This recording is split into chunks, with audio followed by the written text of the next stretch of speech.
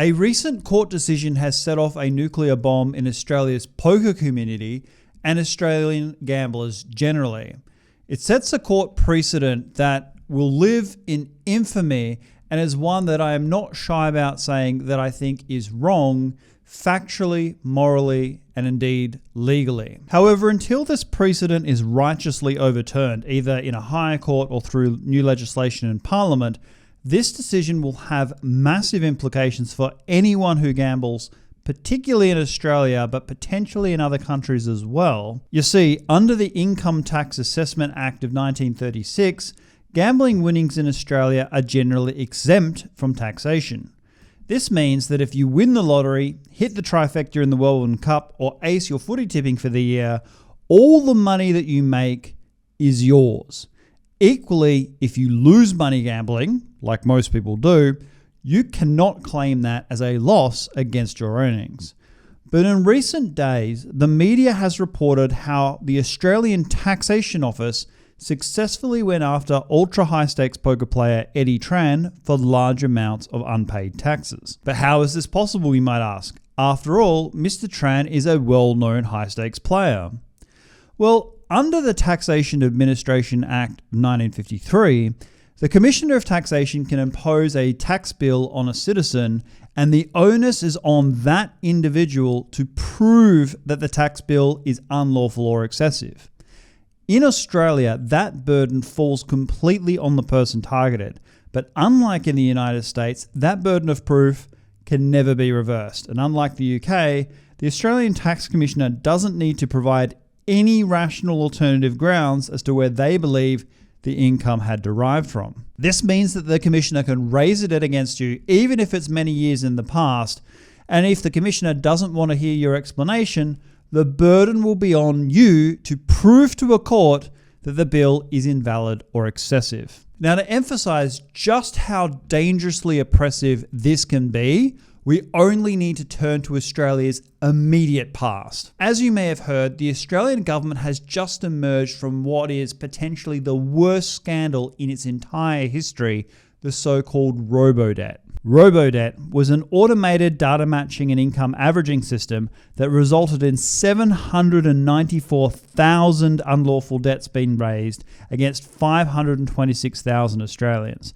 And just like with the Australian Taxation Administration Act, the onus of proof was placed on the recipients of those debts to disprove their validity. Thousands of Australians felt pressure to pay these debts even though they didn't actually owe them. Many took out extremely high interest loans in order to do so, while countless others had debt collectors coming after them for unlawfully raised government debts just as COVID hit, putting them out of work. People were already depressed and anxious, and tragically, the media has documented potentially hundreds of cases where robo-debt drove people to take their own lives. And as with this case involving a poker player, the courts utterly failed in their responsibility to help those impacted by the robo-debt scandal. In fact, only 0.05% of appeals to the AAT were actually upheld until the federal court finally stepped in. Only now is an accounting of this atrocity occurring, with the federal government paying out billions in compensation. However, at least in theory, though apparently not in practice, this onus to prove income sources should be okay if the ATO is acting at all responsibly, because whether or not income that is derived is taxable is supposed to be on what is called a balance of probabilities basis, not reasonable doubt. This means that the ATO, and indeed the Administrative Appeals Tribunal, should have been satisfied if Mr Tran could show that, on the balance of probabilities, he made his money from gambling. Which brings me to this court case. I have read the judgment by Senior Member Lai in its entirety, and I shall leave a link in the description below. I'll go through this in some detail, but the bottom line is that Mr Tran lost the case. He's been hit with a multi-million-dollar tax bill plus penalty that he's now forced to pay. And the implication for any Australian watching this who gambles in any way is that you now need to keep a complete record of your bets, poker sessions, profit losses, bonuses, loans, etc. If you don't, you won't have an adequate defense when the Australian Tax Office chooses to go after you, which they will. And honestly, I'm not even sure that this diligence fully protects you for reasons I'll get to at the end. But as a first step, if you haven't been recording your sessions, what prop preps you have or who you lend money to at the table, you need to do this now. And really, this applies to you even if you're, let's say, in the UK as well, because given the economic state of Britain, the government is desperately trying to squeeze the populace for more taxes any way they can. Just reading through the presiding member's own judgment, presiding member being, judge, the evidence presented by Mr Tran proves that he is a successful high-stakes poker player who makes millions of dollars from the game. The evidence presented to support this was overwhelming. Not possible, not even balance of probabilities, utterly overwhelming. Witness after witness testified at trial that Eddie Tran is a consistently winning high-stakes player. This testimony did not just come from friends and family, but casino dealers, licensed accountants, and other well-known high-stakes champions. Among those testifying on behalf of Mr Tran was Joe Hasham. Yes, the Australian Poker Hall of Fame legend himself. Now I'm going to read the judge's comments about this testimony. She recognized that Joe Hasham was a strong and credible witness and was precise in his testimony. And I quote, "Mr. Hasham estimates Mr. Tran won many millions of dollars from poker. He said, the guy just won so much money, it was ridiculous. It was actually outside the normal standard deviation how much he won. However, he could not say how much Mr. Tran won or lost, and readily conceded he had not kept any records of the games he had played with Mr. Tran." End quote. Now, to my mind, and I suspect most sensible people watching, this testimony alone is case closed. Australia's most famous poker player testified in court as a credible witness, even according to the judge, that Mr. Tran won many millions of dollars playing poker. Money that is, according to law, tax exempt. But one particular line here is revealing. The judge says that Hasham, quote again, readily conceded he had not kept any record of the games he played with Mr. Tran. Now, this lack of detail is a running theme throughout the 26 witnesses that gave oral testimony on Mr. Tran's behalf, and lie heavily counted this against Mr. Tran in her reasoning, when in fact, when I read this, it's extremely confirming and frankly conclusive about the culture and practice of the community at large. In other words, what is normal for poker. Even at the absolute pinnacle of the game, most successful poker players do not keep track of all the comings and goings the way a mid-level bureaucrat at the Australian Tax Office might. And for the benefit of those who do not understand the world of poker, counting every penny is not only countercultural, but counterproductive. One of the defining character hallmarks of a champion poker player is a conspicuous disregard for money. Yes, bankroll management at the macro level is absolutely vital, but micromanaging every pot you win or lose is going to make you a worse poker player. Why? It's a high variance game, and as every poker player knows, you need to be focusing on making positive expected value decisions at every point in the tree, ignoring to the greatest extent possible outcomes of any individual hand, session, or tournament. And it's perfectly clear that the judge simply does not comprehend this. In fact, she says of Joe Hasham, and believe me, this is a direct quote, "Joe Hasham is a professional gambler and winner of the Aussie Millions gambling tournament." As all of you know, Joe Hasham did not win the Aussie Millions. Joe Hasham is the winner of the 2005 World Series of Poker main event, something that Mr. Tran himself explains in his own testimony. To an unfamiliar judge or tribunal member, this might seem like a simple mix-up, but really, this is the equivalent of a judge at a FIFA football tribunal not knowing the difference between the World Cup and the English Premier League. I would contend that if you don't know the difference between the Aussie Millions and the World Series of Poker, you have no business presiding over a landmark legal case with implications that will affect millions of Australian gamblers. And as I read through the judgment, it has strong echoes of Robo Debt, where frankly, the AAT did not cover itself in any glory. So here I want to refer to another case, Marr versus Commissioner of Taxation 1992, from the federal court, so a higher court than the tribunal, where Judge Burchett said, and I quote, "If a taxpayer denies any undisclosed source of income, provides an acceptable evidence as to how he spends his time, and demonstrates a reasonable explanation for any appearance of the possession of assets, he will generally discharge his burden of proof unless some positive reason is shown why he is to be disbelieved." Now, the tribunal member in Mr Tran's case does cite this verbatim in her judgment, but in my view has disastrously misapplied it. It is well established from the evidence, and indeed is begrudgingly accepted by the tribunal, that Mr Tran is a successful poker player who spends his time in nosebleed stakes. That is clearly how Mr Tran earns a living. This means Lai's judgment is wrong. Where in my personal opinion she erred as a matter of law is that she seems to have placed way too much emphasis on the tax commissioner's detailed audit calculations, held them up against an obviously Spartan and unreliable record keeping of Mr Tran, and consequently determined that since Mr Tran is unable to sufficiently contend the commissioner's calculations, he is therefore liable. What the presiding member should have done instead is first test whether Mr Tran is a winning high-stakes player, thus earning some tax-exempt income.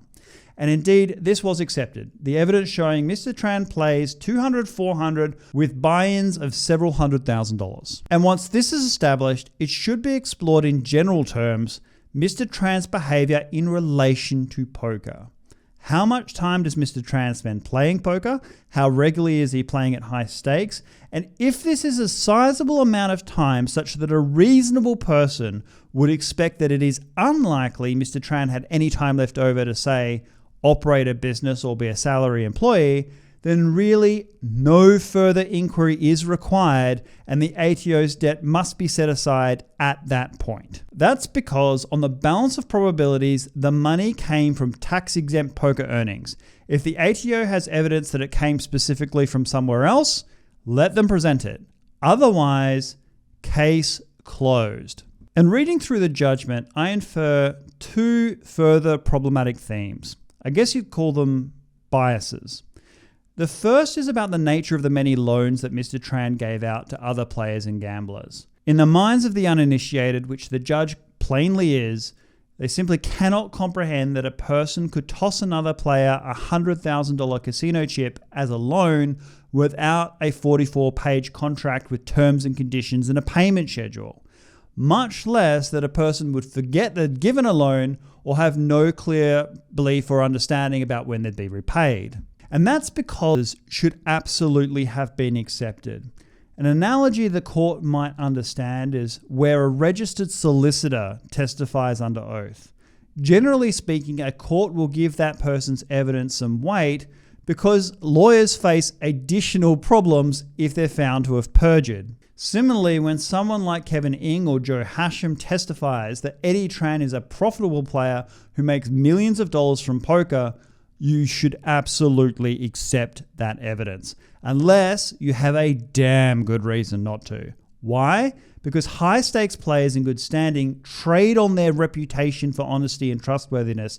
Each has already paid an extremely high price throughout their career, financially and otherwise, to maintain that reputation. Now, me saying that is totally anodyne for anyone who's familiar with the poker world, but for normies who may be watching, I'll relay an anecdote just from recent times you might relate to.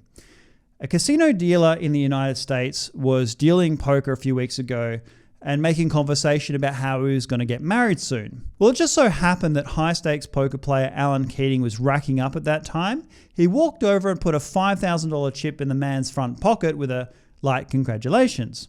A few weeks later, the same dealer spotted Keating in the casino and went over to thank him for this unbelievable wedding gift, only for Alan Keating not to even recognize him or even remember having done that gesture.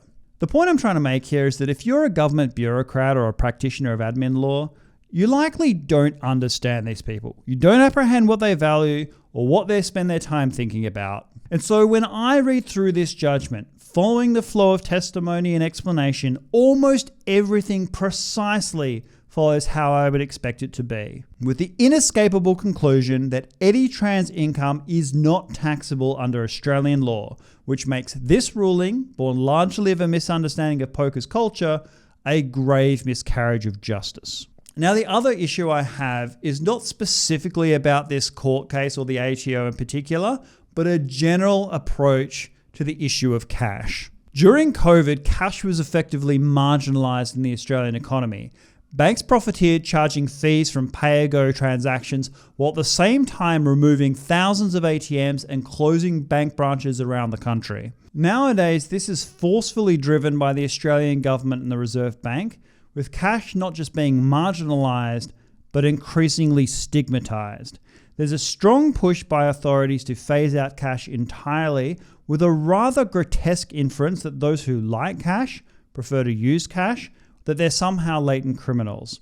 I personally find that offensive. Not everyone wants to be a debtor bank slave, and that's not criminal, that's sensible. The court judgment, however, mentions cash some 137 times, and while many of these mentions are purely functional, there's also an implication that the use of cash is something that Mr Tran needs to substantiate and justify. So for instance, there are many occasions where Tran withdraws large sums of money from ATMs rather than go to the casino cage to use his account. And here I'm going to read out from paragraph 111 from the judgment directly, and I quote, "The pattern of these withdrawals was irregular, and I," meaning the judge, "had difficulty accepting it matched Mr Tran's explanation in evidence that he withdrew cash on the way to the casino. Further, some withdrawals were well in excess of $100,000 and one for $200,000. These didn't seem practical given he had a cage account into which these amounts could have been directly transferred." Okay, well here I'm going to address the tribunal member directly. You have no idea what you're talking about. You have no idea what you're talking about at all. In fact, had you sought fit to ask any number of these illustrious witnesses this question, they would have told you there are many practical reasons why you don't always go to the casino cage, and that any high-stakes poker player will withdraw large sums of money from the ATM from time to time. Why? Well, first of all, the cage account is not ideal. You don't just walk up to the desk, swipe your membership card and take $200,000 instantly in casino chips. No, first you have to wire a transaction which may not go through right away, especially during weekends when you actually want to play. But even if you already have the money deposited, you're left waiting for the withdrawal while the casino goes and finds supervisors who are first of all authorized to manage their transaction, then able to go and find security staff to monitor the transaction, and then pull multiple cashiers to count out the money. This all takes time, is highly disruptive to the casino's operation. Meanwhile, as a poker player, you're standing out there in public withdrawing hundreds of thousands of dollars in view of hundreds of people. That makes you a target the moment you walk out to the car park. Then once all the staff are assembled, they'll type away on the screens and eventually print out multiple transaction sheets that you have to sign. Then under the watchful eye of security and casino supervisors, the cage staff will double count out the chips so you can actually play. Then and only then will you be able to find a poker table. The whole exercise will take around half an hour, unless of course it's a Friday or Saturday night, in which case you're probably waiting hours. So faced with that, if you can just withdraw the money from an ATM and buy some casino chips from another player at the table, you have just removed an enormous amount of friction, saved casino staff time, and helped protect yourself from robbery. Anyway, so I go on to read the next paragraph, 112. And I quote, "Further, and despite this explanation, Mr Tran told the tribunal he did transfer money in and out of his cage accounts, which calls into question why the ATM withdrawals were necessary. I could not be satisfied on the evidence that all these monies made their way into his cage accounts." Again, this betrays a staggering level of ignorance about how the system works, and given the court had witnesses who are casino staff and seasoned high-stakes professionals, there is simply no excuse for this embarrassing failure. But even more fundamental than this, I want to focus on the statement from the judge where she says, and quote, "which calls into question why the ATM withdrawals are necessary." The fact that Mr Tran withdrew money from an ATM doesn't call into question anything because such questions are not valid. There is no burden of proof on someone to explain why they prefer to use cash. Why? Because cash is legal tender and because I feel like it is a perfectly acceptable explanation. But in the case of Mr Tran, not only reasonable, but rational and sensible for the reasons I just gave. That the use of ATMs and cash is something that the judge gave regard to in her ruling against Mr Tran is not only technically flawed, but in my view, inherently immoral. Moreover, I'm not alleging that it happened in this specific case, but if a tax commissioner does assess someone as having a debt under the Tax Administration Act, in part to force them to justify the continued use of cash in the economy, well, that would be a form of persecution. And so there is a pattern more broadly than just this case where the instruments of the state are being used to raise the cost and risk imposed on ordinary people for using cash, and this is not okay. Now, this isn't to say that Eddie Tran made no mistakes in handling this case. He did. Most egregiously is that he didn't have his own legal representation in court. Tran is a high-stakes player. He should have had an excellent barrister. A skilled lawyer with decades of practice in administrative law would rightly drive a truck through this case and helped avoid a decision that is catastrophically poor. And what makes this a particularly huge mistake is that unlike so many who face injustice from the power of the state, Mr Tran could actually afford that representation. That said, there is still a major attitude problem, a serious cultural issue among tribunals, magistrates and judges, but especially in the Administrative Appeals Tribunal, when it comes to people who are self-represented. It's unacceptable and it does need to change. And that's because tribunal members, as a rule, do not have due respect for ordinary people doing their best. The fact is, government agencies wield enormous coercive power over ordinary individuals. These faceless monoliths don't pay their own legal bills. Taxpayers do. And if tribunal members want to whine about the fact that people are trying to find justice and don't know what they're doing, well, fine, the court can pay for these people to have legal representation. And honestly, I'm not singling out senior member Lai here. She is not unique, sadly. It is a general culture of contempt. In fact, I'm sure that if I went back and read the judgments made in the Robo Debt cases, the comments made by members about the victims of this would be utterly odious and contributed to the miscarriage of justice. So while yes, I think the tribunal member made comments in her judgment that I think are unhelpful, it's more forgivable in this case because Mr Tran absolutely could and should have had legal representation in this trial. But bringing it back to where this leaves the Australian people, well, as I say, it means that if you gamble in Australia, especially if you deposit cash into your bank account, you need to keep meticulous records of your income and outgoings associated with gambling because the ATO is coming after you. And potentially, as I say, in the future, other countries as well. We at Poker Room Review will try and get a registered accountant on the show who is knowledgeable about Australian tax law with tips on how to manage this and how to help you all out. But as I said at the beginning though, I'm not entirely sure that keeping meticulous records alone will be adequate protection. As Mr Tran said in his evidence, and I quote, "I don't run a business, so why would I keep a record?" To my mind, this is a pretty devastating question actually, because this could end up being a catch-22.